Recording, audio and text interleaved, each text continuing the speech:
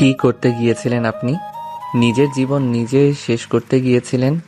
জানেন না আত্মহত্যা মহাপাপ? তো কি করব আমি? আমার এই জীবন রাখতে চাই না। মেয়েটির এমন কথা শুনে স্বাধীন পুনরায় পপির গালে ঠাস ঠাস করে থাপ্পড় লাগিয়ে দেয়। স্বাধীনের থাপ্পড় খেয়ে পপি নিমিষেই চুপসে যায়। ব্রিজে থাকা রেলিং ধরে কাঁদতে কাঁদতে ব্রিজে বসে পড়ে। মেয়েটিকে এমন ভাবে কাঁদতে দেখে স্বাধীন মেয়েটির দিকে তার ব্যাগে থাকা পানির বোতলটি এগিয়ে দিয়ে বলে, এই নিন, পানি খেয়ে নিন। তারপর মেয়েটি স্বাধীনের হাত থেকে পানির বোতলটি টেনে ঢক ঢক করে পানি খেতে লাগে। ধন্যবাদ আপনাকে। ধন্যবাদ দিতে হবে না, এখন সোজা আপনার বাসায় চলে যান। নেক্সট টাইম যেন এই ব্রিজের আশেপাশে না দেখি। আপনি যান, আমি একটু পরে বাসায় চলে যাব। হ্যাঁ, আমি এখান থেকে যাই আর আপনি পুনরায় সুইসাইড করতে যান, তাই তো? তা হবে না। আপনার বাসার অ্যাড্রেসটা বলেন, আপনাকে সেখানে রেখে আসি। আপনাকে যাইতে বলছি, যান।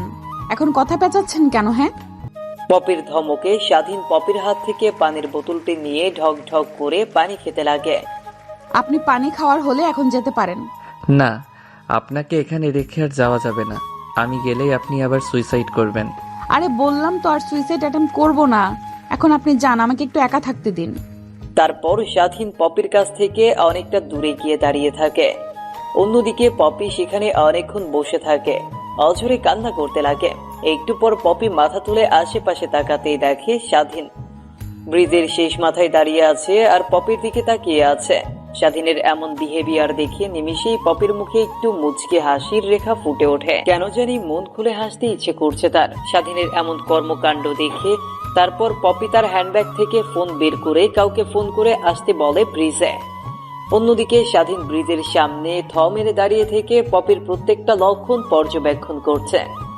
একটু পর একটা কালো রঙের কার এসে পপির সামনে ব্রেক করে। তারপর পপি কারে উঠে চলে যায়। তারপর স্বাধীন সেখানে না দাঁড়িয়ে থেকে তার বাসার উদ্দেশ্যে অগ্রসর হয়। আপনারা কিছুই বুঝতে পারছেন না, তাই তো? আসেন আপনাদেরকে বুঝিয়ে বলি। মা, আর একটু ঘুমাইতে দাও না। ইন্টারভিউ তো সেই সকাল 10টা থেকে। হারামজাদা, ঘড়ির দিকে একবার তাকিয়ে দেখ কয়টা বাজে। তারপর স্বাধীন তার পাশে থাকা ফোনটা পাওয়ার অন করে দেখে সকাল 9টা বেজে গেছে। 9টা বাজতে দেখে স্বাধীন চিল্লানি দিয়ে খাট থেকে উঠে তার মাকে উদ্দেশ্য করে বলে, মা, আর একটু আগে আমাকে ডাকবে না? এখন আর ডাকতে? তারপর স্বাধীন তড়ি ঘড়ি করে শোয়া থেকে উঠে টিউবওয়েল পাড়ে গিয়ে ফ্রেশ হয়ে রুমে এসে একটু পরিপাটি হয়ে ইন্টারভিউ দেওয়ার জন্য অফিসের উদ্দেশ্যে বেরিয়ে পড়ে।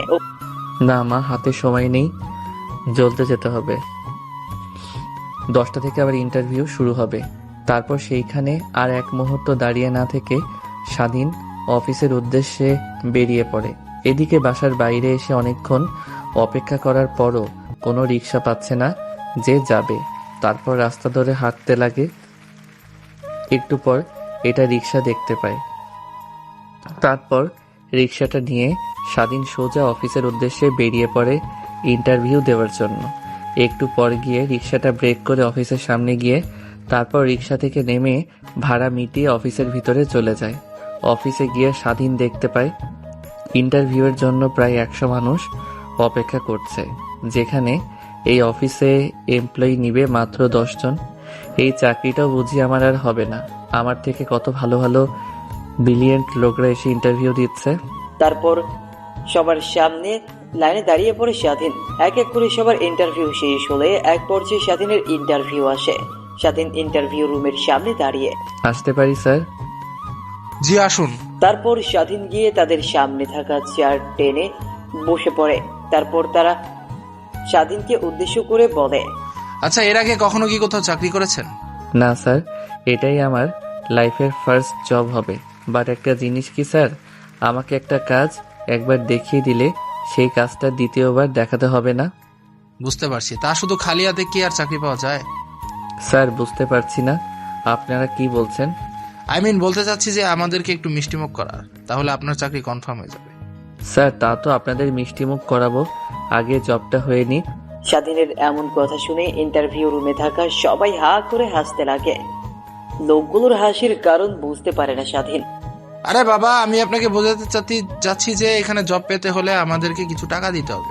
সবাইকে টাকার অফার করেছি, ওরা রাজি হয়েছে। প্রত্যেকজন তাদের পদের জন্য আমাদেরকে 3 লাখ করে টাকা দেবে। আপনি যদি 3 লাখ টাকার বেশি দেন তাহলে তাদেরকে রেখে আপনাকে চাকরি দেবো। স্যার, আমার বাবা বলেছে কখনো ঘুষ দিয়ে আমাকে চাকরি দেবে না, আর আমিও চাই না ঘুষ দিয়ে চাকরি করতে। প্রয়োজন হলে রিক্সা চালিয়ে খাবো, তাও ঘুষ দিয়ে কোনো চাকরি নেব না। তারপর স্বাধীন সেখানে আর দাঁড়িয়ে না থেকে কেবিন থেকে বেরিয়ে যায়। স্বাধীনের এমন কথা শুনে ইন্টারভিউ নেওয়া প্রত্যেকেই বোকা বনে যায়। অন্যদিকে ইন্টারভিউ রুম থেকে বের হয়ে অফিসের আর এক মুহূর্ত না দাঁড়িয়ে অফিস থেকে বের হয়ে ফুটপাত দিয়ে হাঁটতে লাগে। সকালে না খেয়ে আসায় বিকেল 3টা বেজে যায়। পকেট থেকে ওয়ালেট বের করে দেখে মাত্র 50 টাকা। এই 50 টাকা দিয়ে স্বাধীন ভাবতে লাগে, এখন এই 50 টাকা কি করব? খাবার খাবো? অনেক কোথাও লেগেছে নাকি? 50 টাকা নিয়ে বাসায় যাব। বাসায় গিয়ে মা বাবাকে কি বলবো? চাকরি হয়নি। এখন তাদেরকে এমন কথা বলতেও খারাপ লাগে। কথাগুলো আনমনে ভাবতে ভাবতে ফুটপাত দিয়ে হাঁটছিল স্বাধীন। হাঁটতে হাঁটতে এক পর্যায়ে সারাদিন ফুটপাতে থাকা টি স্টলে চলে আসে। তারপর দোকানে বসে কলা পাউরুটি চা খেয়ে নেয়। বিল মিটিয়ে দোকান থেকে বের হয়ে পড়ে। হাতে থাকা 20 টাকার দিকে তাকিয়ে বলে, হায় টাকা! এই টাকার পিছে ছুটতে ছুটতে বিদ্যুৎ হয়ে যায়। দিন শেষে মাটিতে লুটিয়ে পড়তে হয় এই টাকার পিছু করতে। আনমনে কথাগুলো ভাবছিল স্বাধীন আর ফুটপাত দিয়ে হাঁটছিল। কোনো কিছু ভালো না লাগায় বাসায় ফেরার ইচ্ছা ঠিক তেমন একটা না হয় স্বাধীন গিয়ে নদীর পাড়ে একটা বেঞ্চে বসে নদীর দিকে তাকিয়ে রয়েছে। এভাবে অনেকটা সময় পার হয়ে যায়। হঠাৎ একটা মেয়ে এসে পেছন থেকে ডাকতে লাগে, ভাইয়া নেন না, একটা ফুল নেন না, আজকে মাত্র 2টা ফুল বিক্রি করছি। এই ফুলগুলো বিক্রি না করতে পারলে বাসায় আজকে খালি হাতে ফিরতে হবে, আর রাত্রিতে এই ফুলগুলো সব নষ্ট হয়ে যাবে। তখন যে টাকা দিয়ে ফুল কিনেছি সে টাকাও বিক্রি করতে পারবো না। নেন না ভাইয়া, নেন না, একটা ফুল নেন না। হঠাৎ কারো এমন কণ্ঠস্বর শুনতে পেয়ে স্বাধীনের দৃষ্টি নদীর দিক থেকে সরিয়ে পেছনের দিকে তাকিয়ে দেখে একটা বাচ্চা মেয়ে হাতে করে কিছু গোলাপ ফুল নিয়ে স্বাধীনের সামনে দাঁড়িয়ে কথাগুলো বলছে। স্বাধীন নিজেও বুঝতে পারে না মেয়েটিকে কি বলবে। নিজের কাছেও তেমন একটা টাকা নাই, মাত্র 20 টাকা আছে। তারপরেও মেয়েটিকে তার পাশে বসায়। দেখো আপুমনি, আমার কাছে অত টাকা নেই যে তোমাকে দেব, কিন্তু এই নাও 20 টাকা। জানি এই টাকা দিয়ে তোমার কিছুই হবে না, বাট রাখো। প্যান্টের পকেট থেকে ওয়ালেটটি বের করে 20 টাকা মেয়েটির দিকে এগিয়ে দিয়ে বলে কথাগুলো স্বাধীন। এই নাও ভাইয়া 2টা ফুল, একটা বউ 10 টাকা করে বিক্রি করি, সেখান তো 20 টাকা দিয়েছে। এই নাও 2টা ফুল। 2টা ফুল স্বাধীনের দিকে এগিয়ে দিয়ে কথাগুলো বলে ফুলি। গোমরা মুখটাই যেন হাসির আলোতে পূর্ণিমার মতো জলজল করে। যদি নিজের আনন্দ দেখতে চাও তাহলে রাস্তার পাশে পড়ে থাকা মানুষদেরকে সাহায্য করো। যদি নিজের মধ্যেই মনুষ্যত্ব খুঁজে না পাও তাহলে রাস্তার পাশের মানুষদের দিকে তাকাও। যদি নিজের বাঁচার বিন্দুমাত্র আগ্রহ কমে যায় তাহলে রাস্তার পাশের মানুষদের দিকে তাকাও। তাহলেই বুঝতে পারবে তুমি তাদের থেকে কতটা ভালো স্থানে আছো। কি ভাইয়া, কি ভাবছো? ফুলগুলো না? না, আমার ফোন লাগবে না। আমার প্রিয় মানুষও নেই যাকে ফুল দেব। তারপর স্বাধীন বালতির ভেতর থেকে 2টা ফুল নিয়ে পুনরায় মেয়েটিকে অর্থাৎ ফুলিকে হাঁটু গেড়ে প্রপোজ করে বলে, আমার কিউট আপুটির জন্য 2টা ফুল। জানি আমার আপনার কাছে ফুলের সৌন্দর্য বড়ই মৃয়মান। তারপর স্বাধীন আর ফুল বিক্রি করা ফুলি মেয়েটি দুজনে মিলে নদীর পাশে থাকা টেবিলে বসে অনেকক্ষণ ধরে কথা বলতে লাগে। আচ্ছা আপু, তোমার বাসায় কে কে আছে? আসলে ভাইয়া আমার বাসায় তেমন কেউ নাই, শুধু মা আর আমি। আর মার মুখ থেকে শুনেছি বাবা নাকি অনেক আগেই মারা গেছে। আচ্ছা আপুমনি, তুমি পড়ালেখা করো না? হ্যাঁ ভাইয়া, লেখাপড়া করতাম, বাট প্রায় 1 বছর ধরে লেখাপড়া করি না। মা বাসায় বাসায় গিয়ে কাজ করত আর আমি স্কুলে থাকতাম। কিন্তু হঠাৎ করে একদিন বাসায় এসে দেখি মা হওয়া ধরে কান্না করছে। আমি তার কাছে যেতেই আমাকে ধরে সে কান্না করে। এরপর থেকেই শুধু অসুস্থ হয়ে ঘরের ভেতরে থাকে। আমি কিচ্ছু বসতে না পেরে বস্তিতে থাকা এক ভাইয়ার সাহায্য নিয়ে এই ফুল কিনে বিক্রি করতে লাগে। তোমার মতো অনেক ভাইয়ারা আছে, আমাকে অনেক টাকা দিত, কিন্তু আজকে কোনো ভাইয়া আমাকে টাকা দেয়নি। এর কারণে অনেক মন খারাপ। বাসায় যেতে হবে, বাসায় একটু খাবারও নেই। তাহলে ভাইয়া তুমি এখানে বসে থেকে মনোমুগ্ধকর পরিবেশ উপভোগ করো, আমি তাহলে আসি, পরে না হয় আবার দেখা হবে। কথাটি বলেই ফুলি স্বাধীনের দিকে মুচকি হেসে টেবিল থেকে নেমে হাঁটতে লাগে। স্বাধীন অপলক দৃষ্টিতে ফুলির দিকে তাকিয়ে আছে আর মনে মনে ভাবছে, কি মায়া ভরা চেহারা, অগ্নি নিক্ষেপ করা দৃষ্টি, তারপরেও মেয়েটির এমন অবস্থা। যদি কোনো একদিন সময় পাই তাহলে আমি এমন মানুষদের পাশে দাঁড়াবো। কথাটা বলেই সেই দিক থেকে দৃষ্টি সরিয়ে পুনরায় নদীর দিকে তাকিয়ে থাকে স্বাধীন। হঠাৎ স্বাধীনের নজর যায় ব্রিজের দিকে। দেখতে পায় একটা মেয়ে সুইসাইড করার জন্য রেলিং এর উপর দাঁড়িয়ে আছে। স্বাধীন ব্রিজের উপর ভালোভাবে লক্ষ্য করে দেখে কেউ দাঁড়িয়ে নেই। তারপর স্বাধীন সেখানে আর এক মুহূর্ত না বসে থেকে দৌড় লাগায় ব্রিজের উদ্দেশ্যে। একটু পর ব্রিজের কাছে এসে মেয়েটিকে রেলিং থেকে নামিয়ে ঠাস ঠাস করে থাপ্পড় লাগিয়ে দেয় স্বাধীন। তারপর কি হলো তা তো আপনারা জেনেই গেছেন। স্বাধীন রাস্তা দিয়ে হাঁটছিল আর আজকের দিনে ঘটে যাওয়া সব বিষয়গুলো ভাবতে লাগে। এভাবেই কেটে যায় অনেকটা সময়। বিকেল পেরিয়ে রাত হয়ে যায়। স্বাধীনের বাসা থেকে এখনো অনেকটা দূরে রয়েছে সে। ফুটপাত দিয়ে হেঁটে যাচ্ছিল। হঠাৎ স্বাধীনকে ঘিরে ফেলে চারদিক থেকে অনেকগুলো ছেলে এসে। তোর কাছে যা আছে ভালোই ভালোই দিয়ে দে, না হলে কিন্তু আজকে তোর হবে জীবনের শেষ রাত। ছেলেগুলোর এমন কথা শুনেই স্বাধীন হা হা করে হাসতে লাগে। ফোনের দিকে ছিনতাইকারী ছেলের গুলো কিছুই বুঝতে পারে না স্বাধীনের বিষয়। তখনই স্বাধীন ছিনতাইকারীদেরকে উদ্দেশ্য করে বলে, আরে আমি এক ফকির, তোরা এসেছিস আমাকে ছিনতাই করতে। এই ফাইলটা ছাড়া আমার কাছে কিছুই নেই, খুঁজে যদি কিছু পাস নিয়ে যা তোরা। ধ্যাত, আজকে বিজনেসটাই শুরু হলো একটা ফকিরকে দিয়ে। যা শালার পো এখান থেকে ভাগ, দ্বিতীয়বারের মতো এখানে যেন না দেখি। স্বাধীন সেখানে আর এক মুহূর্ত না দাঁড়িয়ে থেকে হাঁটতে লাগে বাসার উদ্দেশ্যে। আর আনমনে ভাবে, এই একটা দুনিয়ায় কত রঙের মানুষ দেখব। কেউ আছে নিজের স্বার্থ হাসিলের উদ্দেশ্যে, কেউ আছে নিজের জীবন দিয়ে দিতে, কেউ আছে নিজের জীবনের বিনিময়ে অন্যের জীবন রক্ষা করতে। কথাগুলো ভাবতে ভাবতে পকেট থেকে ফোন বের করে পাওয়ার অন করে দেখে রাত 9টা বেজে গেছে। আশেপাশে ভালো করে তাকিয়ে বোঝার চেষ্টা করে কোথায় আছে। বুঝতে পারে বাসার অনেকটাই কাছে চলে এসেছে সে। আপনারা আবার ভাইবেন না, আমাদের নায়কের কাছে আবার অ্যান্ড্রয়েড ফোন আছে, নোকিয়া একটা ফোন আছে, তাও আজ থেকে 3 বছর। ও, আপনাদেরকে তো আমাদের নায়কের সঙ্গে পরিচয় করিয়ে দেওয়া হয়নি। এবার আসেন, আপনাদেরকে আমাদের নায়কের সঙ্গে পরিচয় করিয়ে দিই। আমাদের নায়কের নাম স্বাধীন শেখ। বাবা মায়ের একমাত্র সন্তান বললেও চলে। ছোট্ট একটা বোন আছে যার বয়স মাত্র 3 বছর। সারাদিনে বাবার শহরে ছোট্ট একটা মুদিখানার দোকান আছে। স্বাধীনের বাবার শহরে ছোট্ট একটা মুদিখানার দোকান আছে। সেই দোকান থেকে যা উপার্জন হয় তাতে তাদের সংসার টেনে টুনে চলে যায়। আর স্বাধীনের মা একজন গৃহিণী। এবার আসেন গল্পে পড়া। আপনাদের সঙ্গে কথা বলতে বলতে নায়ক তার বাসার সামনে চলে আসে। দরজায় করাঘাত করতেই স্বাধীনের মা এসে দরজা খুলে দেয়। তারপর স্বাধীনকে উদ্দেশ্য করে বলে, এ বাবা, সেই বের হয়েছে সকাল 9টায়, আর এখন বাসায় ফিরছিস। একবারও কি ঘড়ির দিকে তাকিয়ে দেখেছিস রাত কত হয়েছে? কি খেয়েছিস না খেয়েছিস? আয়, বাড়ির বাহিরে আয়। অমন ভাবে দাঁড়িয়ে থাকতে হবে না, ভেতরে। স্বাধীনের মা কথাটি বলতেই স্বাধীন সোজা বাড়ির ভেতরে প্রবেশ করে খাওয়ার টেবিলে চলে যায়। তখন স্বাধীনের মা বলে, কে বাহির থেকে ঘুরে আসলি? যা ফ্রেশ হয়ে আয়, তারপর তুমি খাবার দিও। না মা, অনেক ক্ষুধা লাগছে আমার, খেতে দাও। দিনভর না খেয়ে আছি, বিকালের দিকে চা স্টলে গিয়ে একটা কলার রুটি আর চা খেয়েছি। আচ্ছা বাবা, তুই বল, আমি এক্ষুনি তোর জন্য খাবার নিয়ে আসছি।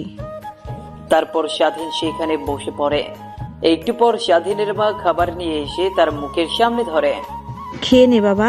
তা তোর আজকের ইন্টারভিউ কেমন হলো? আর বইল না যে চাকরি করতে চাই, শুধু ঘুষ। আজকে যে কোম্পানিটাতে গিয়েছিলাম, সেই কোম্পানির যারা ইন্টারভিউ নিচ্ছে তারা বলল 3 লাখ টাকা ঘুষ দিলে নাকি এই কোম্পানিতে চাকরি হবে। আর আমি কোনোভাবেই ঘুষ দিয়ে চাকরি নিব না, তুমি তা ভালো করে জানো। আমি আমার যোগ্যতাই নেব। দেখ বাবা, এর জন্য এমন মন খারাপ করে আছিস? চাকরি একটা হয়নি আর একটা হবে, আর একটা হয়নি আর একটা হবে, এভাবে একটা না একটা চাকরি তো হবেই। চাকরি না হলে তোর বাবার মতো আরো একটা মুদিখানার দোকান দিয়ে নি, তাহলেই তো হয়ে যাবে। কথাগুলো স্বাধীনকে ভাত খাইয়ে দিতে দিতে বলে স্বাধীনের মা। স্বাধীন ছোট বাচ্চার মতো পার্টিতে বসে আছে আর ওর মা খাইয়ে দিচ্ছে। স্বাধীনের খাওয়া শেষ হলে ওয়াশরুমে গিয়ে ফ্রেশ হয়ে নেয়। তারপর সোজা স্বাধীন তার রুমে চলে যায়। রুমে গিয়ে স্বাধীন সোজা খাটে গিয়ে শুয়ে পড়ে। রাত অনেক হওয়াতে এপাশ ওপাশ করতে করতে ঘুমিয়ে যায়। এইভাবে কেটে যায় অনেক কয়টা দিন। কিরে বাবা, আর কত পড়বে? এই পড়ালেখা করতে করতে তো নিজের জীবন দিয়ে দিবি। এখন দেখছি যেই লেখাপড়া করে চাকরি নিতে হলে লাখ লাখ টাকা ঘুষ দিতে হয়, সেই লেখাপড়া করার থেকে না করাই ভালো। এছাড়া সে সকল কথা, তোর বাবা সেই সকালে না খেয়ে বাজারে গেছে, খাওয়ার কথা বলতেই বলল যে দুপুরে এসে খাবে। দুপুর গড়িয়ে যাচ্ছে, বাট তোর বাবার আসার কোনো নামগন্ধ নেই। জাদু, তুই বাজারে যা, দোকানে গিয়ে বয় আর তোর বাবাকে বাসায় পাঠিয়ে দে। ওকে মা, আমি এখনই যাচ্ছি।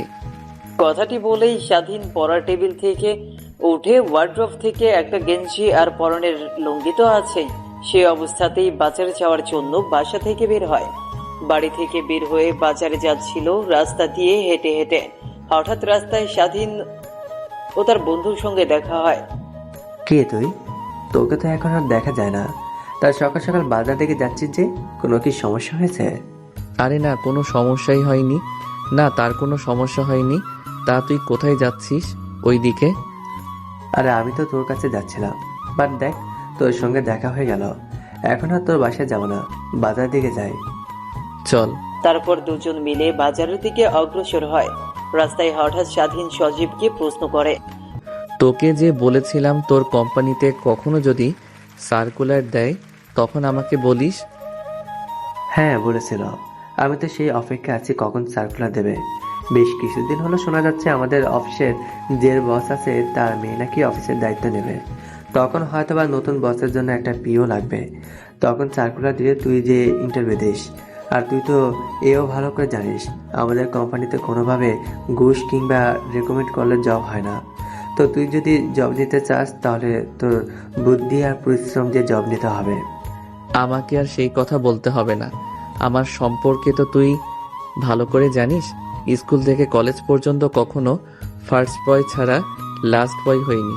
আর যদি হয় ইন্টারভিউর কথা, তাহলে তো তিশার মতো ইন্টারভিউ দিয়েছি। ইন্টারভিউ সম্পর্কে সবকিছু ভালোভাবেই জানি।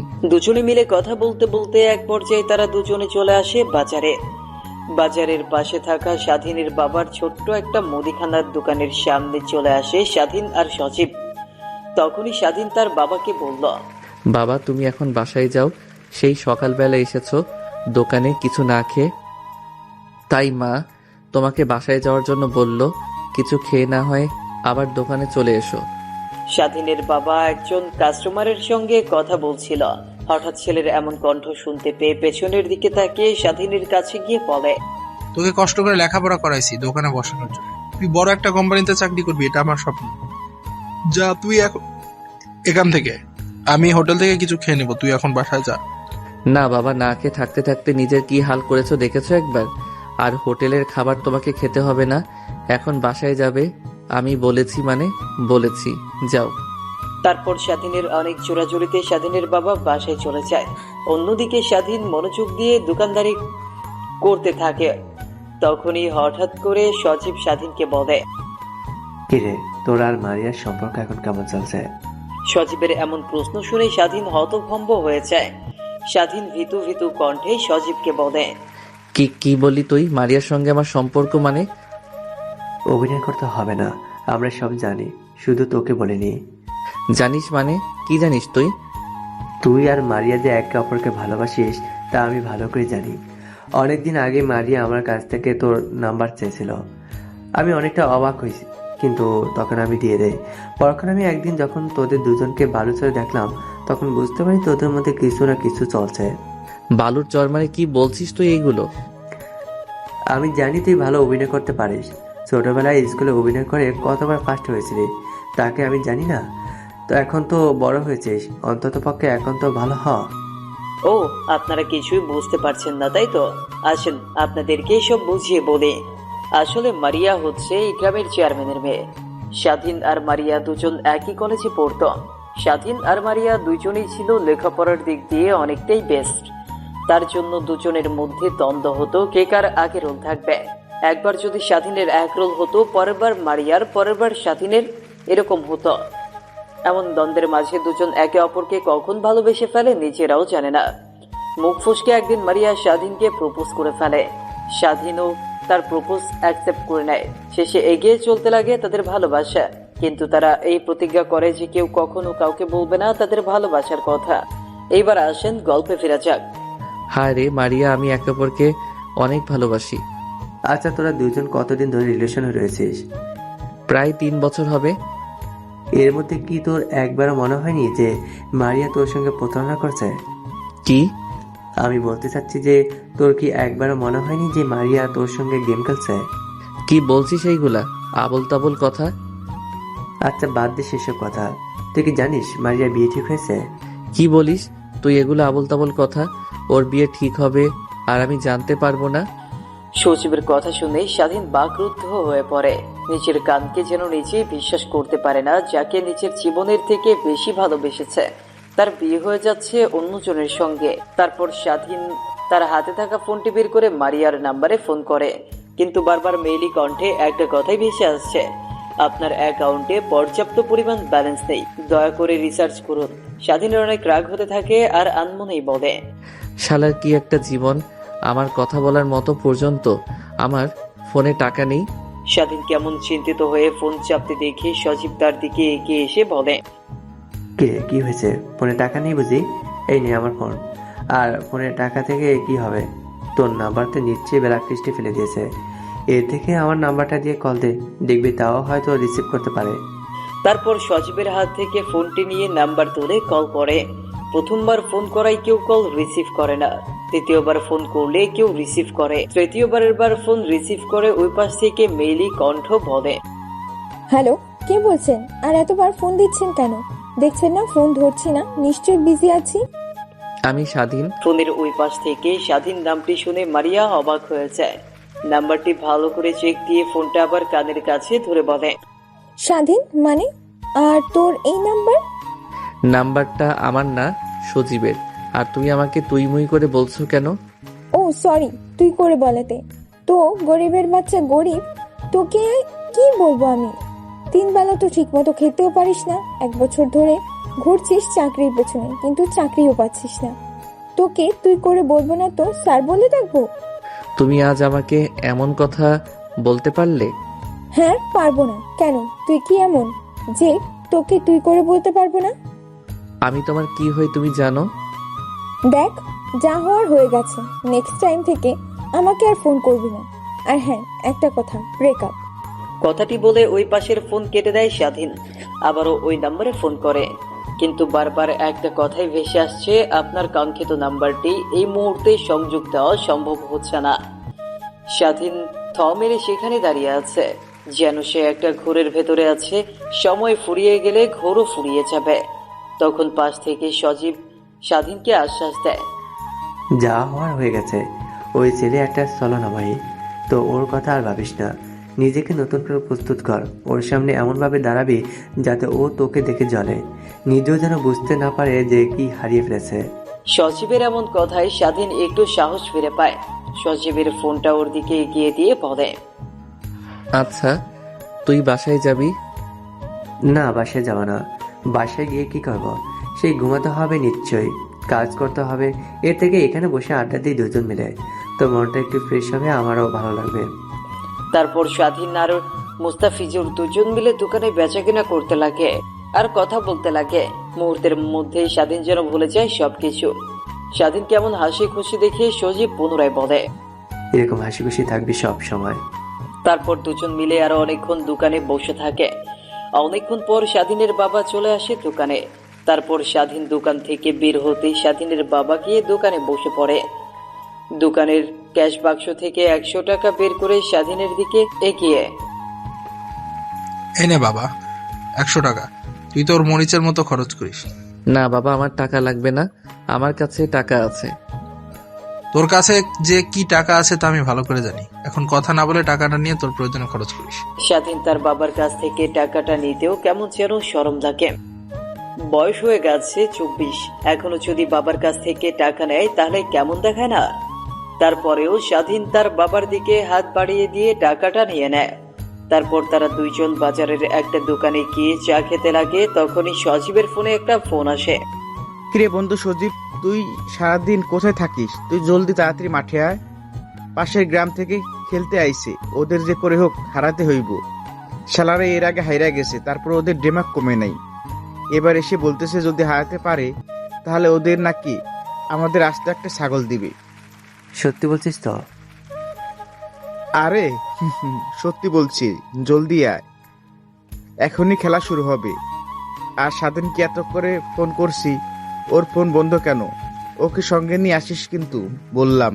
কথাটা বলেই ফোনের এই পাশে থাকা ছেলেটা ফোন রেখে দেয়। তখনই স্বাধীন চায়ের কাপে একটা চুমুক দিয়ে সজীবকে উদ্দেশ্য করে বলে, কি রে, কে ফোন করেছে?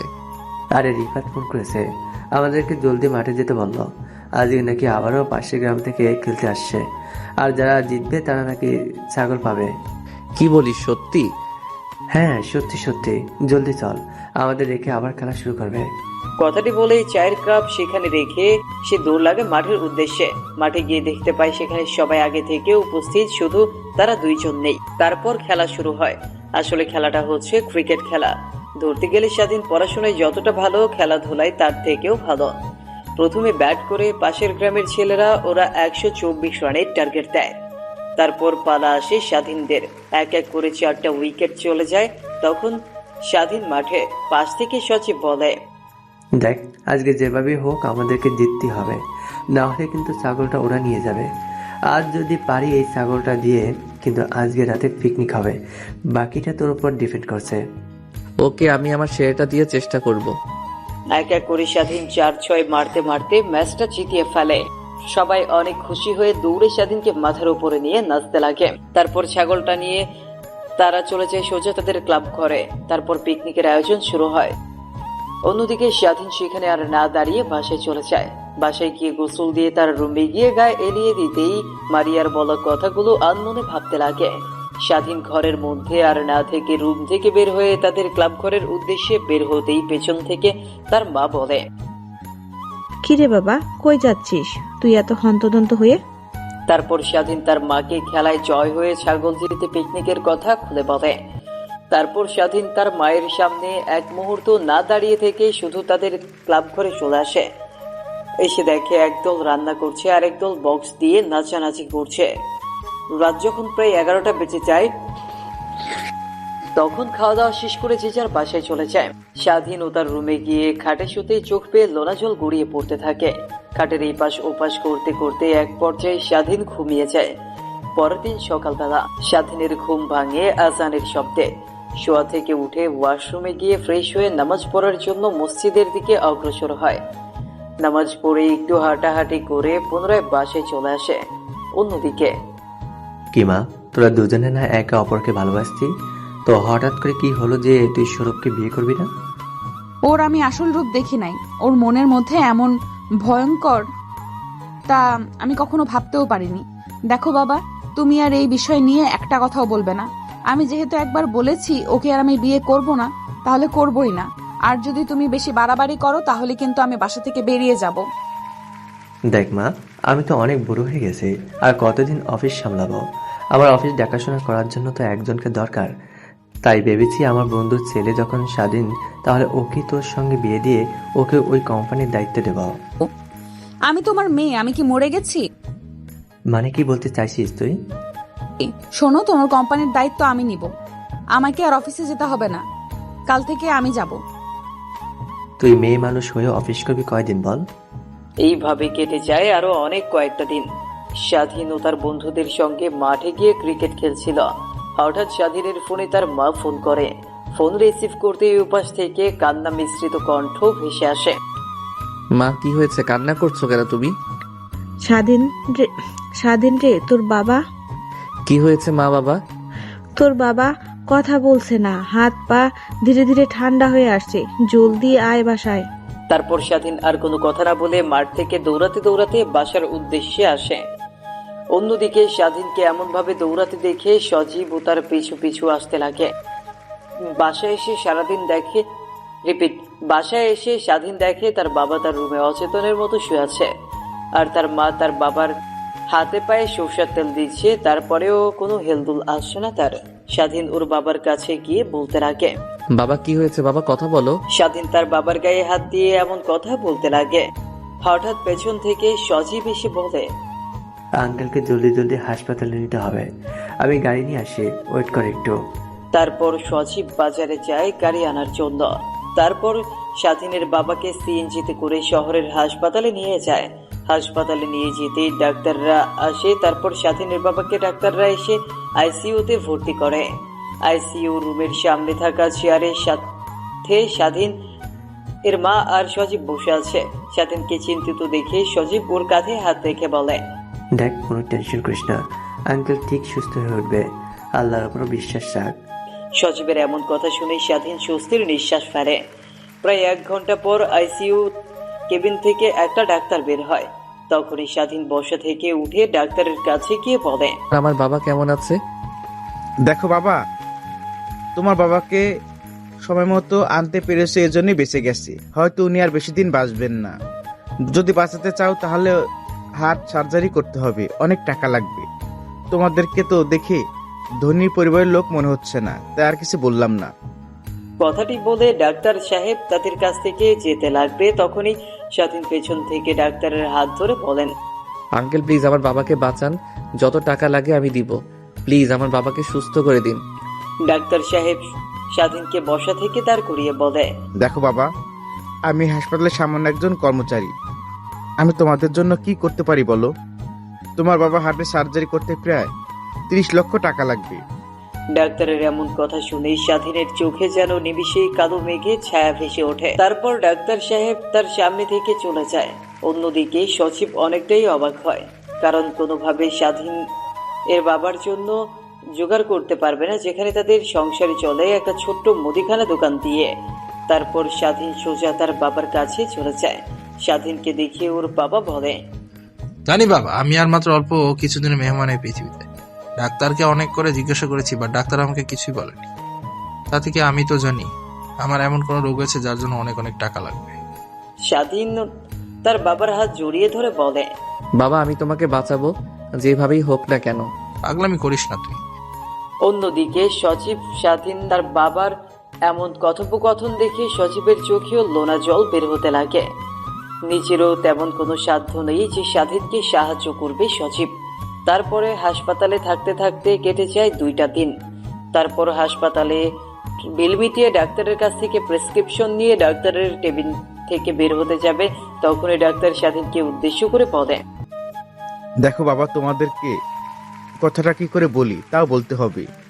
তোমার বাবার যদি হার্ট সার্জারি করতে চাও তাহলে 15 দিনের মধ্যে যে করে হোক টাকা ম্যানেজ করতে হবে। ডাক্তারের এমন কথা শুনে স্বাধীন অনেকটাই অবাক হয়। তারপর কেবিন থেকে বের হয়ে স্বাধীন তার বাবাকে নিয়ে বাসার উদ্দেশ্যে রওনা হয়।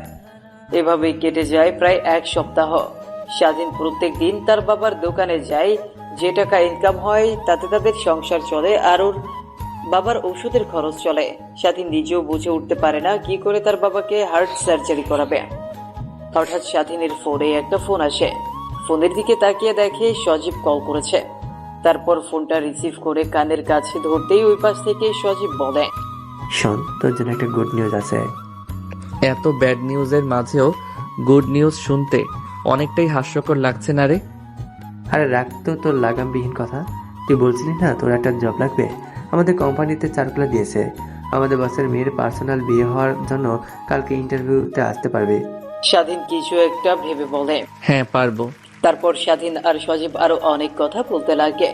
অনেকক্ষণ পর ফোন কেটে দিয়ে স্বাধীন ভাবতে লাগে, যদি দোকানটা বিক্রি করি তাহলে প্রায় 2 লাখ টাকার মতো হবে। আর জব ব্যাংকে থেকে কিছু টাকা তুলবো আর কোম্পানির কাছ থেকে কিছু টাকা অগ্রিম চেয়ে নেব। কথাগুলো আনমনে ভাবতে লাগে স্বাধীন। রাত হয়ে গেলে স্বাধীন দোকান বন্ধ করে ফার্মেসি থেকে তার বাবার জন্য ঔষধ কিনে বাসায় চলে যায়। এভাবেই কেটে যায় রাত। পরের দিন সকালবেলা স্বাধীন ঘুম থেকে উঠে ফ্রেশ হয়ে খাওয়া দাওয়া না করেই বাসা থেকে বের হতে যাবে, অমনি স্বাধীনের মা পেছন থেকে ডাক দিয়ে বলে, কিরে বাবা, কই যাচ্ছিস এত সকাল সকাল, আর হাতে কিসের ফাইল? মা, সজীবদের কোম্পানিতে, সজীবদের কোম্পানির বসের পার্সোনাল পিএ পদে। তো খাবার খেয়েছস? স্বাধীন ঘরের দিকে তাকিয়ে দেখে 9টা বেজে গেছে। তখন তার মাকে উদ্দেশ্য করে বলে, দেখো আর 9টা বেজে গেছে, আর 10টা থেকে ইন্টারভিউ শুরু হবে। এখন খাবার খেতে নিলে অনেক লেট হয়ে যাবে, এর থেকে আমি ইন্টারভিউ দিয়ে এসে খাবো। স্বাধীন তার মাকে কথাটি বলে আর এক মুহূর্ত বাসার ভেতরে না দাঁড়িয়ে ইন্টারভিউ দেওয়ার জন্য বেরিয়ে পড়ে। প্যান্টের পকেটে হাত দিয়ে দেখে মাত্র 50 টাকা আছে। তারপর একটা রিকশায় করে সোজা অফিসের সামনে চলে আসে। গেটের সামনে আসতেই দারোয়ান বলে, কি চাই? এমন ভাবে অফিসের দিকে ড্যাব ড্যাব করে তাকিয়ে আছেন কেন? আঙ্কেল, আজকে নাকি এই কোম্পানিতে বসের পার্সোনাল দিয়ে পদে ইন্টারভিউ নেবে, তো আমি ইন্টারভিউ দিতে আসছি। ও আচ্ছা, তাহলে ভিতরে যাও। ভিতরে গিয়ে দেখতে পারবে ওয়েটিং রুমে অনেকে বসে আছে, তুমি ওর সঙ্গে গিয়ে বসে পড়ো। একটু পর থেকে ম্যাম ইন্টারভিউ নেওয়া শুরু করবে। কেন, আপনার ম্যাম এখনো আসেনি?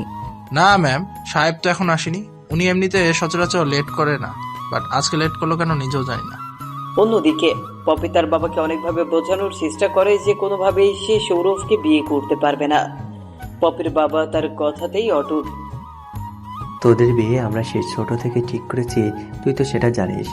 আমার বন্ধুকে দেওয়া কথা আমি কখনই বরখাফি করতে পারবো না। তোমার বন্ধুকে দিয়েছো, কথা বলো, খারাপ করতে পারবে না। তাই বলে কি আমার কোনো মতামত নেই? নিজের ভালো আমি নিজে বুঝতে জানি।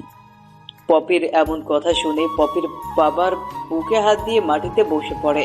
পপি পেছন ফিরে তার বাবাকে এমন অবস্থায় দেখে দৌড়ে গিয়ে তার বাবাকে বলে, বাবা কি হয়েছে তোমার, এমন করছো কেন? পপির বাবা পপির হাত ওনার বুক থেকে সরিয়ে নেয়। তারপর পপি বাইরে থাকা কাজের ছেলেপেলেদেরকে ডাক দিয়ে তার বাবাকে নিয়ে হাসপাতালে চলে যায়। হাসপাতালে নিয়ে যাওয়ার পর ডাক্তাররা পপির বাবাকে আইসিইউতে ভর্তি করে। অনেকক্ষণ পর ডাক্তার কেবিন থেকে বের হলে পপি ডাক্তারের কাছে গিয়ে বলে, আঙ্কেল, আমার বাবার কি হয়েছে? মামনি, তোমার বাবা স্ট্রোক করতে নিয়ে এসেছিল, বাট অল্পের জন্য বেঁচে গেছে। ওনাকে এমন কোনো কথা বলো না যাতে উনি অনেক কষ্ট পায়। ডাক্তার কথাটি বলে চলে যায়। অন্যদিকে পপি নিজেও জানে না কি করবে এখন। জেনে শুনে তো কখনো ভুল মানুষকে বিয়ে করা যায় না, আবার বাবার কথার ওপরেও কথা বলতে পারছে না। পপি যেন দোটানায় ভুগছে। তারপর পপি সোজা তার বাবার কেবিনে ঢুকে পড়ে। পপিকে দেখে তার বাবা অন্য পাশে মুখ ঘুরিয়ে নেয়। তারপর পপি তার বাবার পাশে গিয়ে চেয়ারে বসে তার বাবার হাত চেপে ধরে বলে, বাবা, আমি জানি তুমি কখনো আমার খারাপ চাইবে না। তুমি নিজেও জানো সৌরভ কত খারাপ একটা ছেলে। সৌরভ আমাকে ফোন করে সব কথা খুলে বলেছে, তোর আর ওর মধ্যে যে ভুল বোঝাবুঝি হয়েছে। পপির আর বোঝার বাকি রইল না যে সৌরভ আগে থেকেই তার বাবাকে ভুল বুঝিয়ে রেখেছে। এখন 1000 বার তার বাবাকে বোঝালেও তার বাবা বুঝতে চেষ্টা করবে না। তখনই পপি তার বাবাকে বলে, বাবা, আমি অন্য আরেকজনকে ভালোবাসি, আর ওকে আমি অনেক আগে থেকেই ভালোবাসি। তোমার মন রক্ষার্থে আমি সৌরভকে ভালোবাসি কথাটা বলেছিলাম। পপির মুখ থেকে এমন কথা শুনে পপির বাবা অবাক হয়ে যায়। পপির দিকে বড় বড় চোখ করে তাকিয়ে বলে, ছেলেটাকে কি করে ওর বাবা, কি করে ওর বংশীয় পরিচয়টাই বানকে। আমি ভালোবেসেছিলাম ওর সরল মন মানসিকতা দেখে। ওর বংশ পরিচয় কি করে কিছুই জানি না। তুই এখনো ওই ছেলেটাকে ফোন করবি আর এখানে আসতে বলবি। আচ্ছা বাবা, আমি ফোন করে আসতে বলবো, কিন্তু আজকে তো আমাকে ইন্টারভিউ নিতে হবে আমার পার্সোনাল পিএর জন্য। আমি ইন্টারভিউ দিয়ে আসার সময় নিয়ে আসবো। তারপর পপি ওর বাবার সঙ্গে আরো অনেক কথা বলে কেবিন থেকে বেরিয়ে যায়। তারপর হসপিটালে আর এক মুহূর্ত না দাঁড়িয়ে ডাইরেক্ট গাড়ি নিয়ে বেরিয়ে পড়ে তার অফিসের উদ্দেশ্যে। অন্যদিকে স্বাধীন বসার রুমে গিয়ে ইন্টারভিউ এর জন্য অনেকক্ষণ অপেক্ষা করতে লাগে, কিন্তু অফিসের বসের আসার কোনো নাম গন্ধই নেই। তখনই স্বাধীনের সামনে দিয়ে একটা মেয়ে ইন্টারভিউ রুমে চলে যায়। স্বাধীন তো মেয়েটিকে দেখে অবাক হয়ে যায়। তারপর এক এক করে সবার ইন্টারভিউ নিতে লাগে। সামান্য একটা পিএ পদে চাকরি নেওয়ার জন্য প্রায় 100 জনের ওপরে ছেলে এসে ইন্টারভিউ দেওয়ার জন্য। দেখতে দেখতে একটা সময় স্বাধীনের ইন্টারভিউ সিরিয়াল চলে আসে। তারপর স্বাধীন কেবিনের সামনে। Me come in sir. হ্যাঁ আসুন। তারপর স্বাধীন গিয়ে পপির সামনের চেয়ারে বসে পড়ে। পপি মুখ তুলে তাকিয়ে স্বাধীনকে দেখে তো অবাক হয়ে যায়। নিমিষেই নিজেকে সামলে নিয়ে, ও আপনি? তা আপনার এই জবটা কেন দরকার? আসলে আমার বাবা অনেক অসুস্থ আর প্রায় অনেক দিন ধরে আমি জব করছি, বাট কোনো জব পাচ্ছি না। বাবার চিকিৎসার জন্য হলেও আমার চাকরিটা প্রয়োজন। তখনই পপির মাথায় একটা দুষ্টু চিন্তার আবির্ভাব হয়। ও আচ্ছা, এই ব্যাপার। তা আপনার বাবার কি অসুখ হয়েছে বলা যাবে কি? হার্ট সার্জারি করতে হবে, অনেক টাকা লাগবে। আপনি এ সকল বিষয় শুনে কি করবেন? কিছু না, বাট আমি যদি আপনাকে আপনার বাবার চিকিৎসার সব খরচ দেই তাহলে কি আপনি আমার কথা মতো চলতে পারবেন? পপির এমন কথা শুনে স্বাধীন যেন নিজের কানকে নিজেই বিশ্বাস করতে পারছে না। জি হ্যাঁ, আপনি যা বলবেন আমি তাই করব। আমাকে বিয়ে করতে হবে, তাও মাত্র 2 বছরের জন্য, কিন্তু কখনোই আপনি আমার কাছ থেকে স্ত্রীর মর্যাদা পাবেন না। স্বাধীন আগে থেকেই ভেবেছিল এমন কিছু একটাই বলবে। স্বাধীন নির্দ্বিধায় রাজি হয়ে যায়। আচ্ছা, আমি ম্যানেজারকে বলবো আপনার যত টাকা লাগে তত টাকা দিয়ে দিবে, বাট এখন আমার সঙ্গে একটা জায়গায় যেতে হবে, আর আমি যা যা শিখিয়ে দেব আপনাকে তাই করতে হবে। কথাটি বলে পপি পিয়নকে ডাক দেয়। মা ডেকেছো?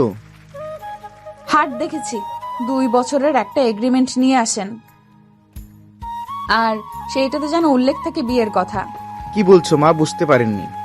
2 বছরের একটা এগ্রিমেন্ট নিয়ে আসেন যেখানে বিয়ের কথা উল্লেখ থাকবে। আর হ্যাঁ, আর একটা কথা, এটা যেন বাবা কোনোভাবে জানতে না পারে। আচ্ছা মা। পপির এমন কথা শুনে পিয়ন ওর দিকে ড্যাব ড্যাব করে তাকিয়ে থাকে। তারপর পিয়ন কেবিন থেকে চলে যায়। স্বাধীন পপিকে প্রশ্ন করে, আচ্ছা, আমাকে বিয়েই বান করবেন কেন 2 বছরের জন্য?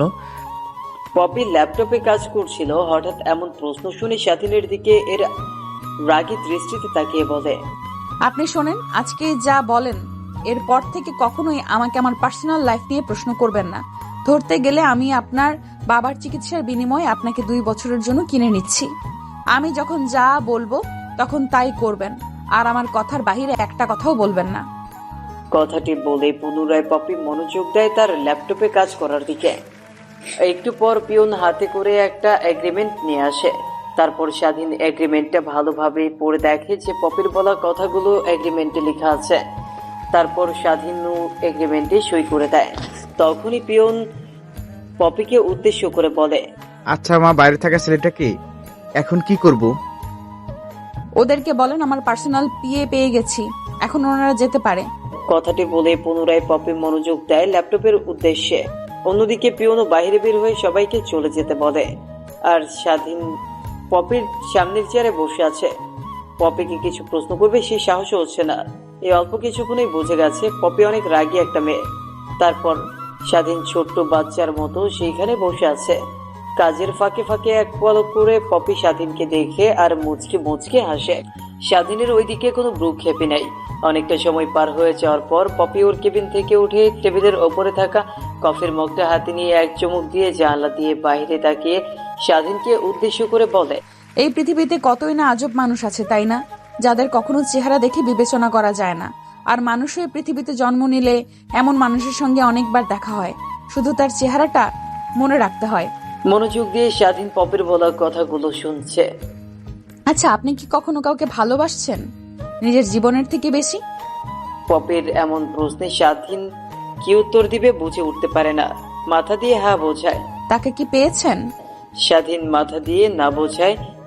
নিশ্চয়ই আপনাকে সে অপব্যবহার করেছে, নয়তো সে আপনাকে তার প্রয়োজনে খাটাইছে, তাই তো? পপির এমন প্রশ্নে স্বাধীন কি বলবে কিছুই বুঝে উঠতে পারে না। পপির এমন কথা শুনে স্বাধীনের চোখ থেকে এক ফোঁটা অশ্রু বের হতেই স্বাধীন তা হাত দিয়ে মুছে ফেলে। ও সরি, আপনাকে পার্সোনাল প্রশ্ন করায়। এখন আছেন আমার পিছু পিছু। তারপর পপি কফির মগটা টেবিলের উপর রেখে কেবিন থেকে বের হয়ে যায়। স্বাধীন ওর পিছে পিছে যেতে লাগে। একটা গাড়ির সামনে গিয়ে দাঁড়িয়ে বলে, আজকে থেকে আমি যখন গাড়িতে উঠবো তখন তুই আমার আগে আগে এসে দরজা খুলে দিবি, মনে থাকে যেন দ্বিতীয়বার আর তোকে যেন বলতে না হয়। পথে এমন কথা শুনেই স্বাধীন দৌড়ে গিয়ে গাড়ির দরজা খুলে দেয়। তারপর গাড়ি চলতে লাগে তার আপন গতিতে। অর্থাৎ ড্রাইভারকে বলে পপি, আচ্ছা, আপনার জানা মতে আশেপাশে কোনো কাজী অফিস আছে কিনা? জি ম্যাম, আসে। কাজে অফিস দিয়ে কি করবেন? তোমাকে কি আমি অত প্রশ্ন করতে বলেছি আছে কিনা? যদি থাকে সেখানে নিয়ে যাও। চলো। তারপর ড্রাইভার গাড়ি ঘুরিয়ে কাজী অফিসের দিকে যেতে লাগে। একটু পর গিয়ে গাড়ি ব্রেক করে কাজী অফিসের সামনে। গাড়ি ব্রেক করতেই স্বাধীন গাড়ি থেকে বের হয়ে পপি যে দরজা দিয়ে গাড়ি থেকে বের হবে ওই দরজাটা খোলে। তারপর পপি হাঁটতে হাঁটতে কাজী অফিসে ঢোকে। স্বাধীন পপির পেছন পেছন যেতে লাগে কাজী অফিসের ভেতরে। তারপর কাজী ওদের দুজনকে উদ্দেশ্য করে বলে, কে তোমরা আর এখানে কেন এসেছো? কাজী অফিসে কেন আসে? বিয়ে করতে তো আমরা বিয়ে করতে এসেছি। তো বিয়ে করতে এসেছো, তাহলে মাত্র দুজন কেন? আরো কয়েকজন লাগবে। তোমার পক্ষ থেকে দুজন সাক্ষী আর ছেলের পক্ষ থেকে দুজন সাক্ষী, এছাড়া কোনোভাবে বিয়ে পড়ানো সম্ভব না। যত টাকা লাগে আমি দিব, আপনি বিয়ে পড়ান। দেখো মা, এইভাবে তো টাকার কথা উল্লেখ হচ্ছে না। বিয়ে পড়াতে গেলে সাক্ষী লাগে আর ওদের সই লাগে। তারপর পপি কাজীর সঙ্গে বেশি কথা না বলে কাজী অফিসের বাইরে এসে দেখে অনেক মানুষ দাঁড়িয়ে আছে। তারপর তাদেরকে টাকার লোভ দেখালে তারা বিয়েতে সাক্ষী হওয়ার জন্য রাজি হয়। পুনরায় পপি কাজী অফিসে প্রবেশ করে। তারপর কাজী সাহেব পপি আর স্বাধীনের বিয়ে পড়াতে লাগে। এভাবেই শেষ হয় তাদের বিয়ের পর্ব। তারপর কাজীকে টাকা মিটিয়ে কাবিননামার একটা ফটোকপি নিয়ে কাজী অফিস থেকে বের হয়ে যায়। গাড়ির সামনে আসতেই সারাদিন দৌড়ে এসে গাড়ির দরজা খুলে দেয়। তারপর স্বাধীন গিয়ে গাড়িতে বসে পড়ে। তখন ড্রাইভার পুনরায় পপিকে বলে, আচ্ছা ম্যাম, এখন কোথায় যাবেন? হসপিটালে যাব। আর বাবা যেন কোনোভাবেই জানতে না পারে আমি ওই ছেলেটাকে জোর করে বিয়ে করেছি, টাকার প্রলোভন দেখিয়ে। যদি জানতে পারে তো চাকরি তো শেষ করবেই, পাশাপাশি তোকেও শেষ করে ফেলবো। পপি এমন কথা শুনে ড্রাইভার শুকনো ঢোক গেলে। তারপর ড্রাইভার মনোযোগ দিয়ে গাড়ি চালাতে থাকে। একটু বড় গাড়ি এসে থামে একটা হাসপাতালে। স্বাধীন হাসপাতালটা দেখে অবাক হয়, কারণ এর আগে স্বাধীন তার বাবাকে এই হাসপাতালটাতেই নিয়ে এসেছিল। তারপর স্বাধীন গাড়ি থেকে নেমে যেদিক দিয়ে বের হবে ওই দরজাটা খুলে দেয়। পপি যেতে লাগে আগে আগে, আর স্বাধীন পপির পিছু পিছু হাসপাতালে প্রবেশ করে। পপি ওর বাবার কেবিনের সামনে গিয়ে স্বাধীনকে উদ্দেশ্য করে বলে, এখন যেমন চুপচাপ ছিলি তা এখন আর থাকা যাবে না। আমার সঙ্গে হাসি খুশি ভাবে কথা বলবি, আর তোকেও আমি হাসি খুশি ভাবে কথা বলবো। কিন্তু খবরদার কোনোভাবে যেন আমার উপর তুই স্বামীর অধিকার যেন না খাটাস বাবার সামনে। স্বাধীন মাথা দিয়ে হ্যাঁ বোঝায়। তারপর দরজার কেবিন ধাক্কা দিতে পপির বাবা কেবিনের দরজার দিকে তাকিয়ে দেখে পপির সঙ্গে একটা ছেলে দাঁড়িয়ে আছে। আয় মা, ভেতরে আয়। দরজার সামনে এমন ভাবে দাঁড়িয়ে আছিস কেন? আচ্ছা বাবা, তুমি বলেছিলে না আমি কাকে ভালোবাসি আর কাকে বিয়ে করতে চাই? এই সেই ছেলে। আর তুমি জানলে অবাক হবে আমি একে বিয়ে করেছি। কথাটি বলেই পপি ওর বাবার দিকে স্বাধীন আর ওর কাবিননামাটি এগিয়ে দেয়। পপির বাবা পপির হাত থেকে কাবিননামাটা নিয়ে পড়তে লাগে। পপির দিকে একটু রাগের দৃষ্টিতে তাকিয়ে, এখানে বিয়ের তারিখ দেওয়া তো আজকের। হ্যাঁ বাবা, আমরা আজকে বিয়ে করেছি। বিয়ে করে সোজা তোমার সঙ্গে দেখা করতে নিয়ে এসেছি। তারপর পপির বাবা কেবিন থেকে বের হতে যাবে, অমনি পরিচিতি নিলেই স্বাধীন দৌড়ে এসে তাকে ধরে ফেলে। স্বাধীনের এমন কর্মকাণ্ডে স্বাধীনের বাবা মা অনেক খুশি হয়। তারপর স্বাধীন পপির বাবাকে আধশোয়া হয়ে শুয়ে দিয়ে বলে। তখনই স্বাধীনকে উদ্দেশ্য করে পপির বাবা বলে, তা বাবা, তোমার নাম কি? আঙ্কেল, আমার নাম মোহাম্মদ স্বাধীন শেখ। তো বাবা, এখন তুমি কি করছো? স্বাধীন থতমত খেয়ে যায়। এমন প্রশ্নে কি বলবে? পপির দিকে তাকাতেই পপি ওর বাবার দিকে উদ্দেশ্য করে, ওই আমার কোম্পানিতে জব করেন। কই, এর আগে তো কখনো একে আমাদের কোম্পানি দেখিনি। না মানে বাবা, আমার তো এখন একটা পার্সোনাল পিএ এর দরকার, তো একে আমি আমার পার্সোনাল পিএ বানিয়েছি। তা ভালো করেছিস তুই। আচ্ছা বাবা, তোমার বাবা মা কি করে? পপির বাবার এমন প্রশ্নের স্বাধীন পুনরায় পপির দিকে তাকায়। তখন পপি চোখের ইশারা দিয়ে সত্যি কথা বলতে বলে, আসলে আঙ্কেল, আমার বাবার বাজারে একটা ছোট্ট মুদিখানার দোকান আছে আর মা বাসায় থাকে। ও আচ্ছা, নিজেরাই বিয়ে করে নিলে একটাবার আমাদের মতামত প্রয়োজন মনে করলে না? আসলে আঙ্কেল, পপি অনেক জোরাজোরি করছিল আর আমি ওকে না করতে পারিনি, কারণ অনেক ভালোবাসি তোকে, তাই। কথাটা বলেই স্বাধীন পপির দিকে তাকায়। দেখে পপি ওর দিকে রাগের দৃষ্টিতে তাকিয়ে আছে। সাথে সাথে সাথে দৃষ্টি সরিয়ে পপির বাবার দিকে তাকায়। তারপর পপির বাবা স্বাধীন পপি তিনজনে মিলে অনেকক্ষণ কথা বলতে লাগে। কথা বলার এক পর্যায়ে পপির বাবা বলে, সালমা, এখন বাসায় যাব। বাসায় যাবে মানে? তুমি না হার্ট স্ট্রোক করেছো? তোমার না রেস্ট দরকার? কে বললো আমি হার্ট স্ট্রোক করেছি? তোদের সঙ্গে হাসি খুশি ভাবে কথা বলছি।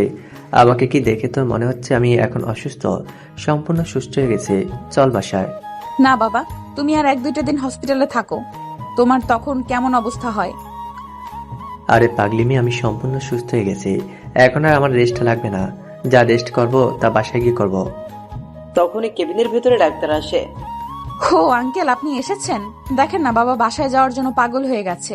বললাম আর 1-2টা দিন থেকে যেতে। তারপর ডাক্তার পপির বাবাকে ভালোভাবে চেক আপ করিয়ে বলে, না মামনি, তোমার বাবাকে এখন তুমি নিয়ে যেতে পারো। তিনি এখন সম্পূর্ণ সুস্থ। আর যেহেতু উনি থাকতে চাচ্ছেন না, তাহলে তুমি নিয়ে যাও। পপির পাশে স্বাধীনকে দাঁড়িয়ে থাকতে দেখে ডাক্তার বলে, ও তুমি তা বাবা, তোমার বাবার শরীরের অবস্থা এখন কেমন আছে?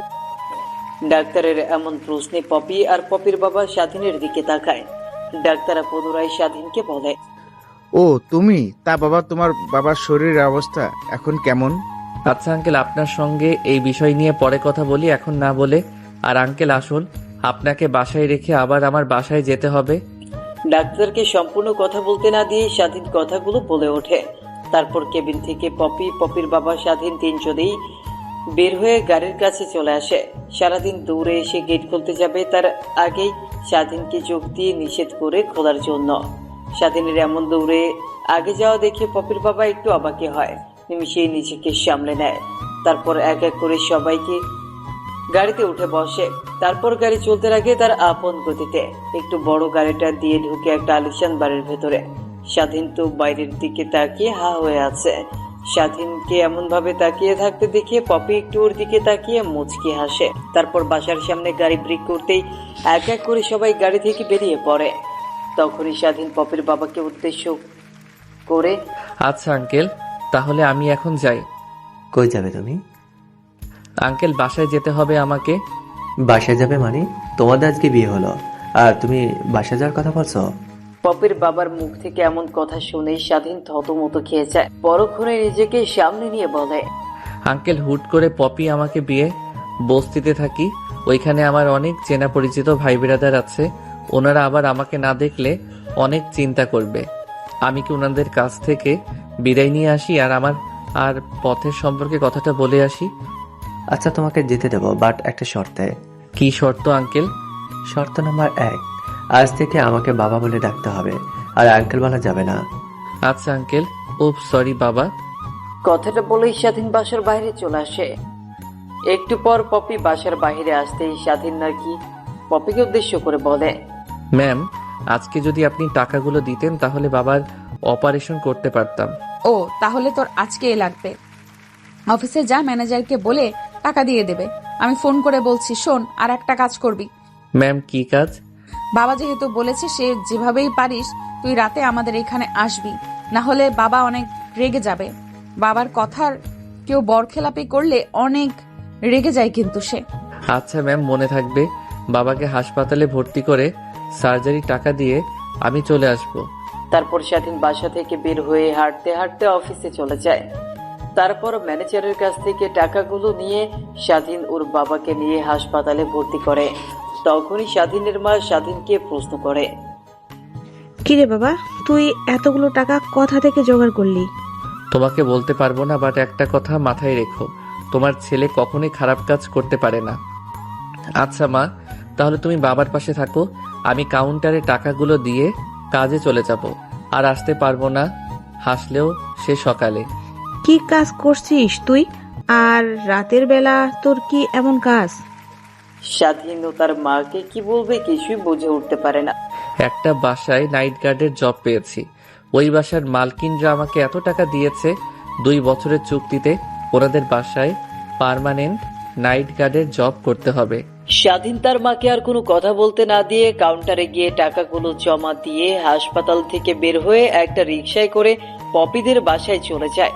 প্রথমত দারোয়ান তাকে ঢুকতে দেয় না, দ্বিতীয়ত দারোয়ানটা স্বাধীনকে চিনতে পেরে ওকে যেতে বলে। তারপর স্বাধীন গিয়ে মেইন দরজায় কলিং বেল বাজাতে কাজের মেয়ে এসে দরজা খুলে দেয়।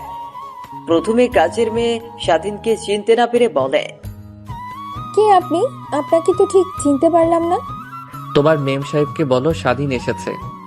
আচ্ছা, আপনি ওখানে ওয়েট করেন, আমি ম্যাডামের কাছ থেকে পারমিশন নিয়ে আসি। তারপর কাজের মেয়ে স্বাধীনের কাছ থেকে চলে যায়। পপিকে গিয়ে বললে পপি স্বাধীনকে বাড়ির ভেতরে আসতে বলে, সঙ্গে এও বলে যে তার সঙ্গে পপির বিয়ে হয়েছে। দৌড়ে এসে কাজের মেয়েটি দরজা খুলে বলে, সরি স্যার, আমি চিনতে পারিনি। আর আপনি বলবেন না যে আপনি পপি ম্যাডামের হাজবেন্ড? তারপর স্বাধীন সেখানে আর এক মুহূর্ত দাঁড়িয়ে কাজের মেয়েটি স্বাধীনকে বসার রুম দেখিয়ে দিলে স্বাধীন গিয়ে বসার রুমে বসে পড়ে। একটু পর পপির বাবা এসে বসার রুমে বসে তাদের সঙ্গে আড্ডা দিতে লাগে। স্বাধীন পপির বাবার সঙ্গে কথা বলতে বুঝতে পারে যে সে একজন অনেক ভালো মনের মানুষ। উপর দিয়ে দেখলে মনে হয় অনেক রাগী মানুষ, বাট ভেতর থেকে অনেক ভালো মনের মানুষ। পপির বাবার সঙ্গে কথা বলতে বলতে রাত কোথা দিয়ে 11টা পার হয়ে যায়, সেদিকে কোনো ভ্রুক্ষেপই নেই। হঠাৎ পপির বাবা তার ঘরের দিকে তাকিয়ে বলে, বাবা রাত 10টা বেজে গেল, যাও তোমরা দুজনে এখন তোমাদের রুমে চলে যাও। তারপর পপি স্বাধীন দুজনে পপির বাবার কাছ থেকে বিদায় জানিয়ে রুমে চলে যায়। স্বাধীন পপির রুমে ঢুকতেই অবাক হয়ে যায়। রুমের দেয়ালের চারপাশটা কি সুন্দরভাবে পরিপাটিভাবে সাজানো। স্বাধীনকে এমন আহাম্মগের ন্যায় তাকিয়ে থাকতে দেখে পপি বলে, কিরে, এমন ভাবে তাকিয়ে আছিস যে এর আগে কখনোই এত সুন্দর রূপ দেখিসনি, তাই তো? পপির কথা শুনে স্বাধীন রুমের দিক থেকে দৃষ্টি সরিয়ে খাটের দিকে তাকিয়ে দেখে ফুল দিয়ে সুন্দরভাবে সাজানো। পপি খাটটা ফুল দিয়ে সাজানো দেখে অনেক রেগে যায়। দৌড়ে গিয়ে ফুলগুলো এক এক করে ছিঁড়তে লাগে। পুরো খাটের ফুলগুলো এলোমেলো করে ফেলেছে সে। স্বাধীন সেখানে অনেকক্ষণ দাঁড়িয়ে থাকতে লাগে।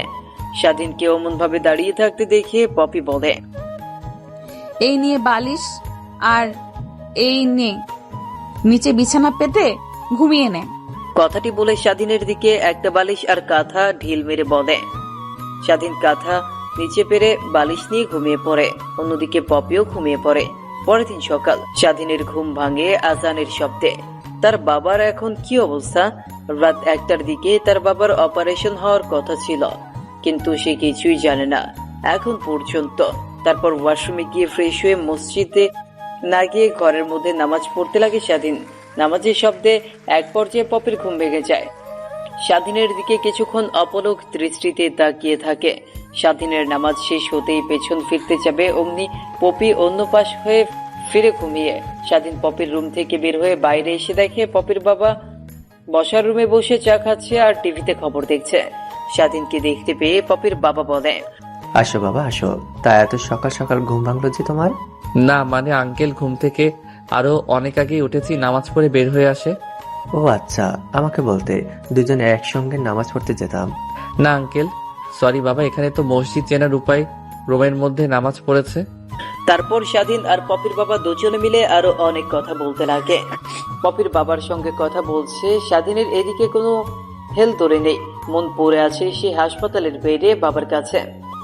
তারপর আঙ্কেলের সঙ্গে আরো অনেক কথা বলে বাড়ি থেকে বের হয়ে যায় হাসপাতালের উদ্দেশ্যে। হাসপাতালে গিয়ে সোজা বাবার কেবিনে চলে যায়। বাবার কেবিনে গিয়ে দেখে মা আর বাবা দুজনে কথা বলা বলি করছে। তখনই বাবা স্বাধীনকে দেখে বলে, কিরে বাবা, কই ছিলি তুই এতক্ষণ? একটা জব পেয়েছি, রাত দিন 24 ঘন্টায় কাজ করতে হয়, ওইখানেই ছিলাম। বসের কাছ থেকে ছুটি নিয়ে আসলাম তোমাকে দেখার জন্য। তা বাবা, তুমি এখন কেমন আছো? হ্যাঁ ভালো আছি। তুই আমার অপারেশন করার জন্য 30 লক্ষ টাকা কই থেকে পাইলি? প্লিজ বাবা, আমাকে এমন প্রশ্ন করো না, আমি বলতে পারবো না তোমাদেরকে, সময় হলে তখন না হয় বলবো। স্বাধীনের মা, আমি তোমাকে বললাম না আমার ছেলে কখনোই খারাপ কোনো কাজ করে টাকা আনবে না? তারপর স্বাধীন পাশ থেকে আরো একটা চেয়ার টেনে তার মা বাবার কাছে এসে বসে কথা বলতে লাগে। কথা বলতে বলতে প্রায় অনেকটা সময় পার হয়ে যায়। প্যান্টের পকেট থেকে বাটন ফোনটি বের করে দেখে 9টা বেজে গেছে। তারপর স্বাধীন তার বাবা মার কাছ থেকে বিদায় নিয়ে হাসপাতাল থেকে বের হয়ে পপিদের বাসার উদ্দেশ্যে রওনা হয়। অন্যদিকে বাবা, স্বাধীন কই? ওকে তো দেখছি না।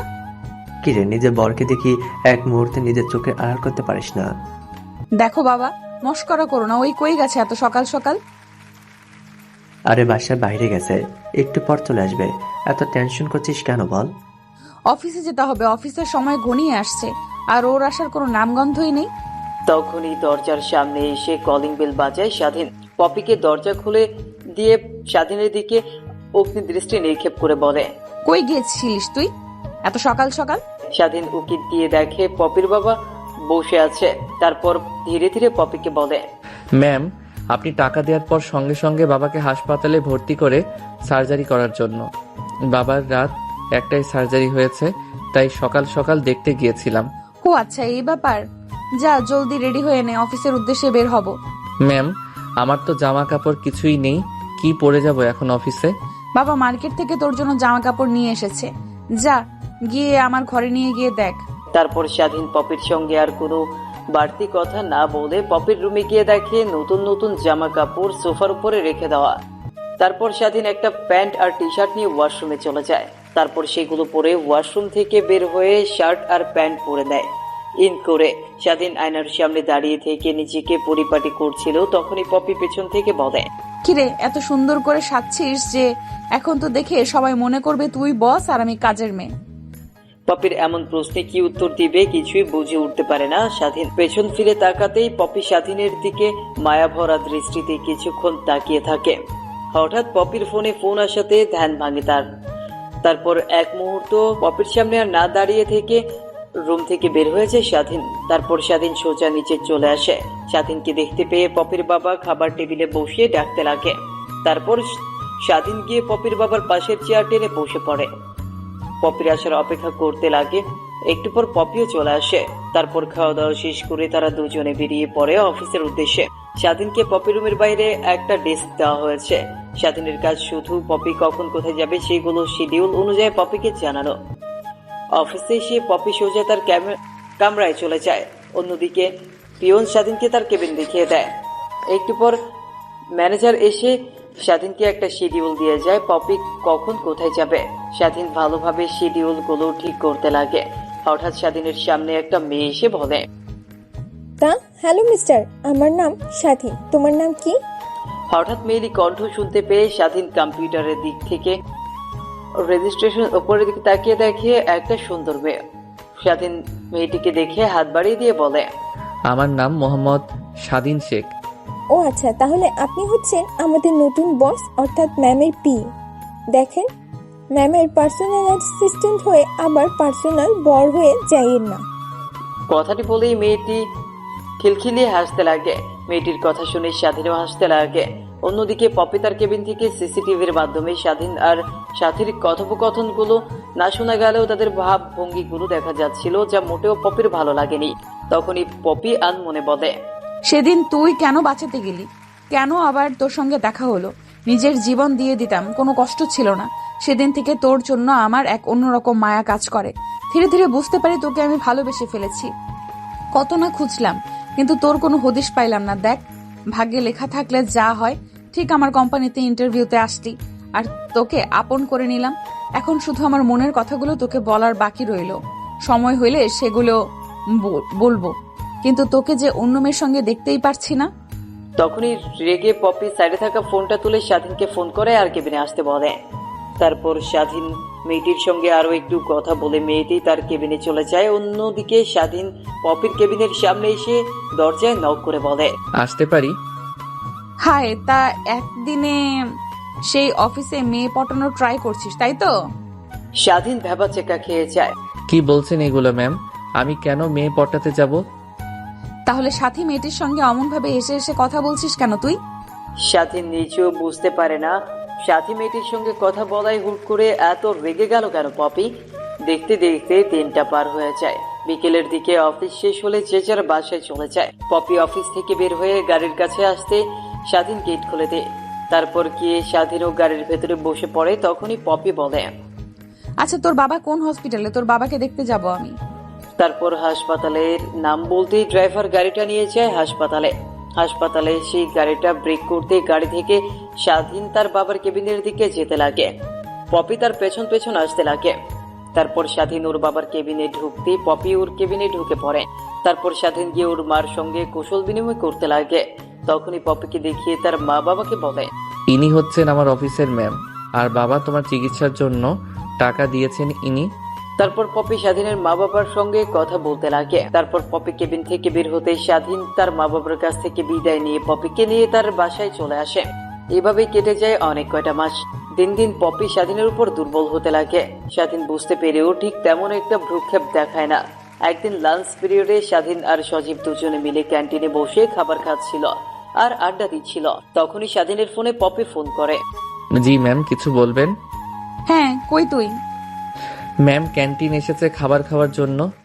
ক্যান্টিনে খাবার খেতে হবে না, জলদি আমার কেবিনে আয়। স্বাধীন ফোনটা রেখে দিতেই সজীব সন্দেহ মিশ্রিত কণ্ঠে স্বাধীনকে প্রশ্ন করে। কিরে, কে ফোন করেছে? নিচ্ছি ম্যাম। স্বাধীন মাথা দিয়ে হ্যাঁ বোঝায়। তারপর ক্যান্টিনে আর এক মুহূর্ত না দাঁড়িয়ে পপির কেবিনে গিয়ে দুজন মিলে খাবার খেতে লাগে। এইভাবেই কেটে যায় অনেক কয়টা মাস। দিন দিন স্বাধীনের চুক্তির মেয়াদ শেষ হতে লাগে। আর মাত্র 2 মাস রয়েছে চুক্তিতে স্বাধীন আর পপির বিয়ে।